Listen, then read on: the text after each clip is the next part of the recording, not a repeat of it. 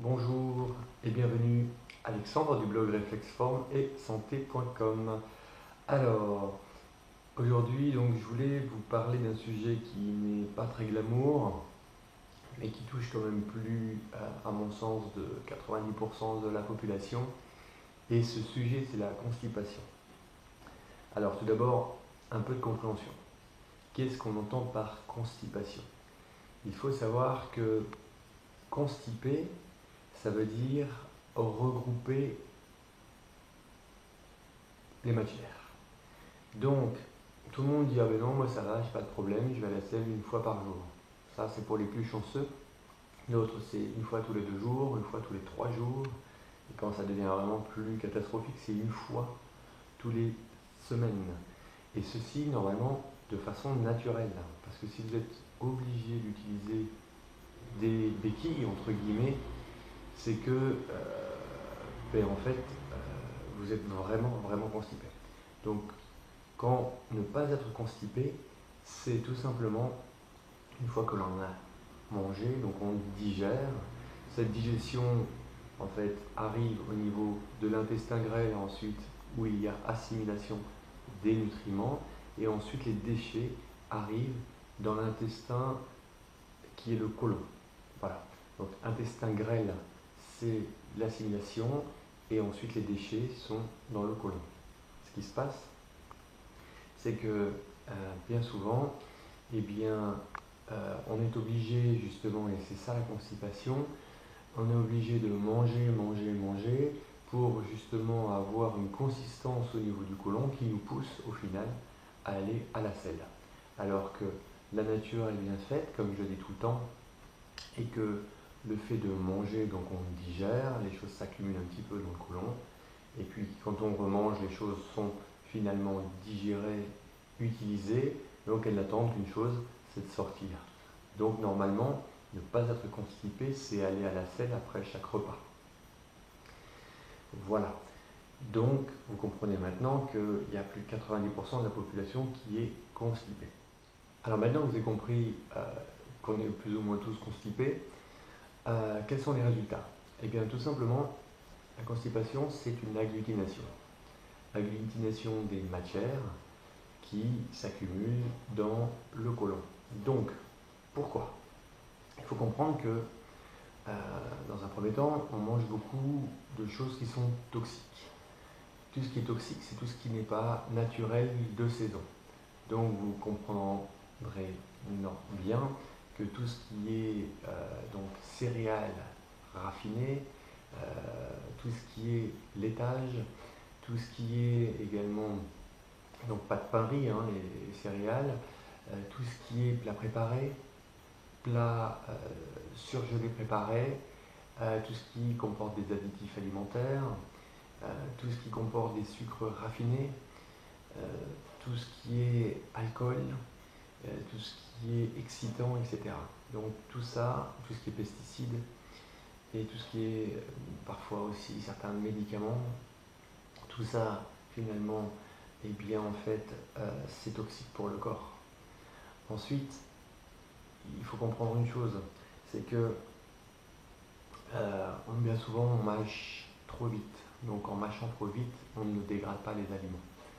En plus, bien souvent, on est dans des conditions où on n'a pas le temps de manger, donc en fait, on court beaucoup, et même chose, on n'a pas le temps de bien digérer. Donc ce qui se passe, c'est que les aliments descendent, ne peuvent pas être utilisés par un estomac qui est de plus en plus fatigué, et ces matières s'accumulent. Elles s'accumulent d'une part dans l'intestin grêle, puis d'autre part dans le côlon. Pour l'intestin grêle, qu'est-ce qui va se passer? Ces matières vont s'accumuler. Il va y avoir une agglutination. Cette agglutination va faire qu'il va y avoir une putréfaction des aliments. Cette putréfaction va être à l'origine, finalement, une déstabilisation de l'équilibre qu'il y a au niveau de l'intestin. Dans l'intestin, il faut comprendre qu'il y a des bactéries qui sont positives et des bactéries qui sont négatives. Tant que les bactéries sont positives sont supérieures aux négatives, tout va bien. Si les bactéries positives sont inférieures aux bactéries négatives, à ce moment-là, elles prennent le dessus. Ça met un climat, je dirais, d'empoisonnement, d'acidose, et à ce moment-là, eh bien, on commence à avoir une immunité qui diminue. À ce moment-là, eh bien, il va y avoir une hyperperméabilité de la paroi intestinale. Et donc, qu'est-ce qui va se passer? Eh bien, ces bactéries négatives vont passer dans le sang, vont aller surcharger le foie, vont aller fatiguer le corps et vont se propager dans tout le corps. Ça va fatiguer tous nos éboueurs du corps qui sont la lymphe. Et puis finalement, eh bien, on va sombrer dans une maladie, dans une inflammation. Ça, c'est le côté, on va dire, voilà, c'est voir le côté un peu film d'horreur du corps, mais c'est quand même comme ça que ça se passe. Donc voilà, ça c'est pour l'intestin grêle. Donc maintenant, passons au côlon. Qu'est-ce qui va se passer? Donc l'intestin grêle a tenté de récupérer des nutriments, etc., pour pouvoir les utiliser à bon escient et alimenter finalement le corps. Maintenant, ce qu'il faut comprendre, c'est que dans le côlon, il va également y avoir une agglutination. Cette agglutination, donc, de matières qui sont parfois là depuis des années.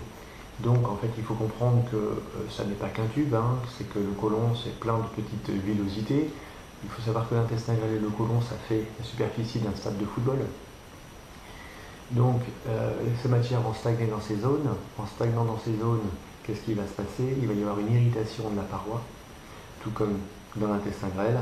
Irritation, il va y avoir un assèchement de la paroi, il va y avoir des croûtes qui vont se faire, il va y avoir des saignements, etc., etc. Ça va donner des polypes, ça va donner plein de problèmes comme ça. Ce qui va se passer, c'est que cette stagnation va finalement augmenter la lourdeur abdominale, ça va avoir des irradiations au niveau des lombaires, parce qu'il va y avoir un gonflement de la zone, parce qu'il y a toutes ces matières qui stagnent dedans. Donc gonflement de la zone, irritation lombaire, irritation dans les jambes, avec justement perturbation de la circulation, ben ça fait un blocage au retour veineux. Ensuite, il va y avoir aussi perturbation du diaphragme, parce que justement ce volume étant lourd, eh bien le diaphragme, qui est le muscle de la respiration, ne va pas pouvoir descendre parce que ça va être douloureux. Ensuite, ce qui va se passer également, c'est que cette zone lombaire, c'est le centre de gravité, donc perturbation de l'équilibre et fatigue musculaire.